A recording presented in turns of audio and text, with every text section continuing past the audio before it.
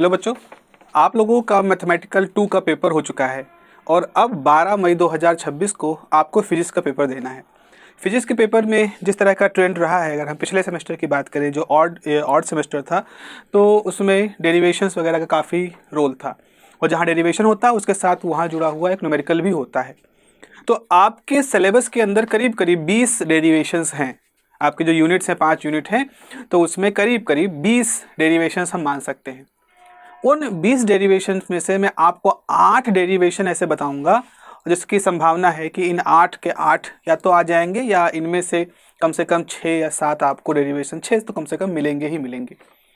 तो 6 डेरिवेशन मिलने का मतलब है कि आप 3 यूनिट तो सीधे तौर पर से 3 क्वेश्चन तो 21 नंबर के वैसे कर लोगे, साथ ही साथ सेक्शन बी में भी आप 2 से 3 क्वेश्चन कर लोगे, तो 35 नंबर का तो ये ऐसा ही हो गया है।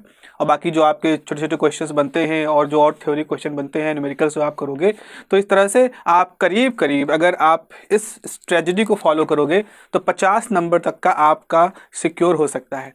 तो 70 में से 50 नंबर अगर आप सिक्योर करना चाहते हो सीधे तौर पर, तो इस स्ट्रेटजी को आप फॉलो करो। इन 8 डेरिवेशंस को आप अच्छे से कर लो। मैं कराऊंगा डेरिवेशंस आज, तो मैं सिर्फ आपको उन 8 डेरिवेशन की लिस्ट देने के लिए आया हूं ताकि आज की रात आप वेस्ट ना करें। ठीक है, 12 तारीख को एग्ज़ाम है, लेकिन आपको हमेशा अपने साथ वो काम करना है। मेरे पुरानी वीडियोस इन डेरिवेशंस के ऊपर हैं, आप उनको भी देख सकते हैं। और साथ ही साथ कल 9 मई को आपको ये डेरिवेशंस इस बार नए वीडियो फॉर्म में आपको मिल जाएंगे कल शाम तक। तो अभी ये वीडियो मैं रात को 8 तारीख को मैं रात 10 बजे 11 बजे इसको रिकॉर्ड कर रहा हूँ और आपको 9 तारीख को ये वीडियो की ये जो क्वेश्चन है इनके नए वीडियो भी आपको मिल जाएंगे। लेकिन इस रात के दौरान आप पुराने वीडियो को देख करके और अपनी तैयारी अपने नोट्स के हिसाब से आप अपनी तैयारी को जारी रखें। बात आती है सबसे पहले हमारे पास यूनिट है क्वांटम की। आपके पास सबसे पहले क्वांटम की यूनिट है और बच्चों को बहुत डर लगता है इस क्वांटम की यूनिट में। तो इसमें आपको एक क्वेश्चन जो तैयार करना है डेरिवेशन के लिए, वो है कॉम्पटन शिफ्ट का क्वेश्चन आपको तैयार करना है, जिसमें आपको delta lambda is equal to lambda c 1 minus cos theta proof करना होता है। और ये डेरिवेशन इस पे न्यूमेरिकल भी उसी के साथ जुड़ा होता है। तो कॉम्पटन शिफ्ट का डेरिवेशन आपको तैयार करना है, जो आपको चैनल पे मिल जाएगा, वीडियो डिस्क्रिप्शन में उसका लिंक भी जोड़ दूंगा। उसके बाद दूसरा क्वेश्चन जो है जो आपको इसमें तैयार करना है वो है टाइम इंडिपेंडेंट श्रोडिंगर इक्वेशन, जिसमें आपको d2 psi by d x square 2m by h cross square e minus v time psi बराबर 0 ये प्रूफ करना होता है। पार्टिकलिंग बॉक्स से पहले आ चुका है तो रिपीट होने के चांसेस कम है, इसीलिए टाइम इंडिपेंडेंट श्रोडिंगर इक्वेशन को यहाँ मैंने आपके सामने रखा है। और डेविसन जर्मर भी इससे पहले आ चुका है तो उसके भी रिपीट होने के चांस नहीं के बराबर है, इसीलिए मैंने आपको यहाँ पर कॉम्पटन शिफ्ट का क्वेश्चन बताया है। इन 2 क्वेश्चनों को आप रट डालें, आज से लेकर के इसको रटना शुरू कर दोगे तो निश्चित रूप से इन दोनों क्वेश्चन में हो सकता है सेक्शन बी में आपको टाइम इंडिपेंडेंट इक्वेशन मिल जाए और सेक्शन सी के पहले क्वेश्चन में क्वेश्चन नंबर 3 में आपको कॉम्पटन शिफ्ट की चॉइस मिल जाए। तो ये आपके 2 हो गए क्वांटम से क्वेश्चन, इनको बस तैयार कर लो अच्छी तरह से। फिर दूसरी यूनिट आपके पास शुरू होती है इलेक्ट्रोमैग्नेटिक थ्योरी की यूनिट। इसमें थ्योरी क्वेश्चन भी बनते हैं, लेकिन मैं सिर्फ आपको डेरिवेशन में आप बताने वाला हूं। तो डेरिवेशन इस बार निश्चित रूप से आपको डेरिवेशन मिलेगा और वो डेरिवेशन होगा आपका पॉइंटिंग थ्योरम के साथ में।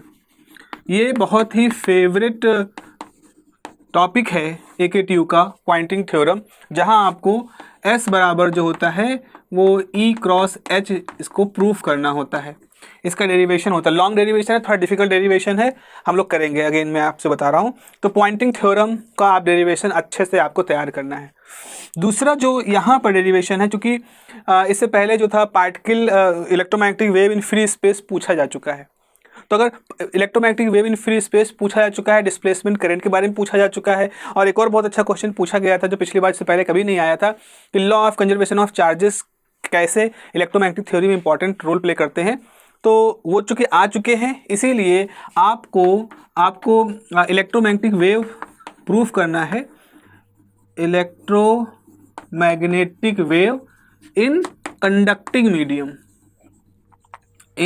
Conducting medium. फ्री स्पेस में क्या होती है इलेक्ट्रोमैग्नेटिक वेव, ये आपसे पिछली बार पूछा जा चुका है। और जैसे ही आप कंडक्टिंग मीडियम की बात करोगे वैसे ही इसके लिए आपके पास स्किन इफेक्ट का भी इसी के साथ एक जुड़ा हुआ क्वेश्चन बन जाता है। और स्किन इफेक्ट एक 2 नंबर के क्वेश्चन के लिए भी इंपॉर्टेंट है और इस पर एक छोटा सा न्यूमेरिकल भी पूछा जा सकता है, पूछे गए हैं पहले। तो आपने इलेक्ट्रोमैग्नेटिक वेव कंडक्टिंग मीडियम के लिए तैयार कर लिया, 7 नंबर क्वेश्चन यहाँ से बन गया। स्किन इफेक्ट तैयार कर लिया, 2 नंबर क्वेश्चन बन गया, छोटा सा न्यूमेरिकल भी इसके साथ में जुड़ गया। हो सकता है सेक्शन बी में भी आपको ये मिल जाए। तो यहाँ से आपके पास हो गए। तो हमने 2 यूनिट में 4 डेरिवेशन देख लिए हैं।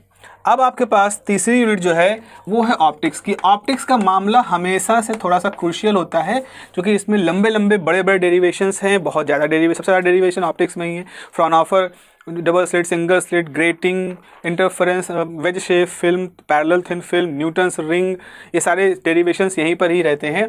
तो यहाँ पर आप एक डेरिवेशन जो तैयार कर सकते हैं, जो कि पिछले पेपर में आपसे फ्राउनहोफर, डबल स्लिट वगैरह पूछा गया है, ये सब चीज़ें, मिसिंग ऑर्डर वगैरह को यहाँ से पूछ रहे हैं। तो आपके पास जो क्वेश्चन यहाँ पे आता है वो है पैरेलल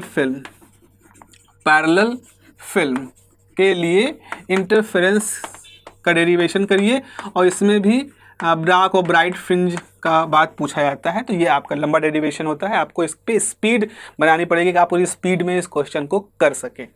दूसरा क्वेश्चन ये है, चूँकि पिछले क्वेश्चन पेपर्स में एक क्वेश्चन है जो बार बार मिसिंग चल रहा है, मिसिंग मतलब वो नहीं आ रहा है सरफेस पर, and that is the Newton's ring.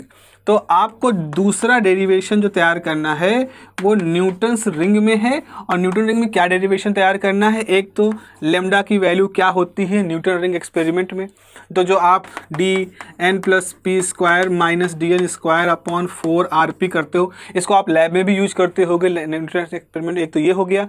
दूसरा ज़्यादा इंपॉर्टेंट यहाँ पर है वो है कि डायामीटर निकालना। आपको न्यूटन्स रिंग की डार्क फ्रिंज का डायमीटर कैसे, नेचुरल नंबर वगैरह के कैसे ऑड नंबर प्रोपोर्शन होता है, ये सारे क्वेश्चन पूछे जाते हैं। तो ये डायमीटर ऑफ न्यूटन रिंग का मुझे लगता है ज़्यादा इंपॉर्टेंट है बजाय इस एक्सप्रेशन के। तो यहाँ से आप समझ लो डायमीटर एक हो गया, ये दूसरा हो गया। और थिन फिल्म का पैरेलल थिन फिल्म वैसे पूछी जा चुकी है, पिछले सेमेस्टर में पूछी गई है, तो उसको आप मतलब हाँ हटा सकते हैं क्योंकि वो थोड़ा सा डिफ़िकल्ट एक बार हो चुका है। तो पैरेलल के बहुत चांसेस हैं। यहाँ पे देखो मैं डिफ्रैक्शन का कोई डिस्कशन नहीं कर रहा हूँ क्योंकि डिफ्रैक्शन इससे पहले वाले पेपर में अच्छा खासा पूछा गया है। वो थ्योरी के हिसाब से ग्रेटिंग में आपको पढ़ाया जा सकता है, आप समझ सकते हैं।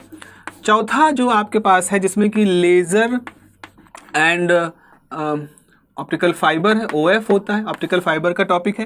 इसमें आपसे ऑप्टिकल फाइबर में एक चीज़ जो नहीं पूछी गई है वो है एक्सेप्टेंस एंगल, एक्सेप्टेंस कोण और एटेन्यूएशन, एक्सेप्टेंस एंगल और क्या होता है, तीसरा होता है न्यूमेरिकल अपर्चर। इसके आपको तैयार कर लेने हैं, न्यूमेरिकल अपर्चर और ये निकाल लोगे। सो इसका मतलब है आपने एक्सेप्टेंस एंगल वाली भी बात को समझ लिया है। तो न्यूमेरिकल अपर्चर हो गया, एक्सेप्टेंस एंगल हो गया, इन सारे टॉपिक, इस पे न्यूमेरिकल तो पूछा ही जाएगा। डेरिवेशंस भी आपको जरूर मिलेगा इस बार क्योंकि अभी तक इसी रिपीट नहीं हुआ है कि पिछले 2 सेमेस्टर से, तो ये इसको पूछा जाएगा। और उस समय दूसरे क्वेश्चन अलग आ रहे थे, तो ये हो गया। तो दूसरा यहाँ पर डेरिवेशन तो नहीं है, डेरिवेशन यहाँ पर एक और है लेज़र का। देखो लेज़र में एक डेरिवेशन है जो अभी लंबे समय से ड्यू चल रहा है, वो है Einstein A and B coefficient. बहुत ही फेमस क्वेश्चन है, पूछा जाता है, बार बार रिपीट करते रहते हैं और अल्टरनेट ये पूछा जाता रहा है। तो पिछले सेमेस्टर में ना होने की वजह से इस बार इसके आने के चांसेस ज़्यादा है। एक थ्योरी क्वेश्चन भी यहाँ पे नोट कर लीजिएगा कि रूबी लेज़र को आप बच्चों अच्छी तरह से तैयार कर लो। रूबी लेज़र एक इंपॉर्टेंट क्वेश्चन है जो कि हीलियम नियॉन पिछली बार पूछा जा चुका है। तो रूबी लेज़र यहाँ से आपको मिलेगा। तो ये हो गए हमारे डेरिवेशन 1 2 3 4 5 6 7 8 9 डेरिवेशन मैंने यहाँ बता दिया, 8-9 आपको बताए हैं। और मुझे पूरा मतलब इस बात का मैं अनुभव के साथ ही कह सकता हूँ कि कमो बेस आपका पेपर इन्हीं के ही इर्द गिर्द रहेगा अगर हम डेरिवेशन के सेक्शन की बात करेंगे। थ्योरी वाले में थोड़े से चीज़ें और जैसे थ्योरी के लिए अगर मैं आपसे बात करूँ तो वेव वेलोसिटी, ग्रुप वेलोसिटी आपको पढ़ के जाना है। डिस्प्लेसमेंट करंट कॉन्सेप्ट ऐसा है जो बार बार पूछा जाता ही रहता है, वो भी आपको पढ़ के जाना है। अगर थ्योरी की बात करें तो यूनिट नंबर 5 में, जिसमें कि आपका सुपर कंडक्टर एंड नैनो होता है, तो सुपर कंडक्टर वाले चैप्टर में आप माइजनर इफेक्ट को पढ़ लीजिएगा। सुपर कंडक्टर एंड नैनो की जो यूनिट है, तो इसमें आपको माइजनर्स इफेक्ट को आप अच्छे से तैयार कर लीजिएगा इस बार अपने क्वेश्चन के लिए। और साथ ही साथ परसिस्टेंट करंट को तो पूछ चुके हैं, तो आप वहाँ पर जो एक क्वेश्चन होता है कि आइसोटोप इफेक्ट क्या होता है, उसको पढ़ लीजिएगा। डायमैग्नेटिज्म की प्रॉपर्टी माइजनर इफेक्ट से ही आपको दिख जाएगी। दूसरा जो यहाँ पर है वो है approaches, top down and bottom up approaches. तो आपको top down and bottom up approaches, ये दो अप्रोचेस, इनके एग्जाम्पल भी आप नोट कर लीजिएगा। और सोल जेल किस अप्रोच में आता है, सीवीडी किस अप्रोच में आता है, ये भी इसी के अंदर आ जाएगा। क्वांटम डॉट चूंकि पूछ चुके हैं, तो इसीलिए एक छोटे क्वेश्चन में क्वांटम वायर, क्वांटम वेल जैसी चीज़ों को भी पूछा जा सकता है। तो आपने देखा होगा यहाँ इस पूरे टॉपिक, इस पूरे डिस्कशन के दौरान मैंने आपके साथ डेरिवेशंस डिस्कस किए, बिल्कुल लिमिटेड फोकस डेरिवेशन डिस्कस किए, इनके साथ जुड़ी हुई थ्योरी की चीज़ें भी डिस्कस की हैं आपके साथ, छोटे छोटे क्वेश्चन को आप बन सकते हैं उनको भी डिस्कस किया है। तो मुझे लगता है कि जो मेरा डिस्कशन यहाँ आपके साथ हुआ है इस पेपर में अभी इस दौरान, इसमें से अधिकतर चीज़ें पूछी जाएंगी और आपको 50 से 55 या 60 नंबर तक का भी पेपर इस डिस्कशन से मिल सकता है। अब आपको क्या करना है, देखो अगर आपने अभी तक नहीं पढ़ा है तो सबसे पहली बात, इसके लिए आपको पछतावा हो रहा होगा और ये बुरी बात है। आपको पढ़ना चाहिए, जो आपकी ड्यूटी थी। नहीं पढ़ा है कोई बात नहीं, अब आप ये सोच के रखिए कि आपको थोड़ा ज़्यादा ही लेवल मेहनत करनी पड़ेगी। हो सकता है थोड़ा नींद को कम आपको लेनी पड़े, सेक्रीफाइस तो आपको करना पड़ेगा। तो वो, लेकिन एक बार कर लोगे वो चीज़ें तो आपको पछतावा नहीं रहेगा, आप कम से कम किसी हद तक अपने आप को संभालने लायक बन जाओगे। इन डेरिवेशंस को मैं आपको कराऊंगा। आज 8 मई है, मैं बताया रात के 10:30-11 जो बज रहा होगा इस समय का समय है, और कल इसी टाइम तक आपको इन डेरिवेशंस की वीडियो मिल जाएंगे, जो कि मैं यहाँ पर आपको सारे डिस्कशन डिटेल में दूंगा और उनके छोटे छोटे फॉन्ट में लिख करके आपको मैं PDF भी अपलोड कर दूंगा, सो दैट उसका प्रिंट आउट आप निकाल सकते हैं।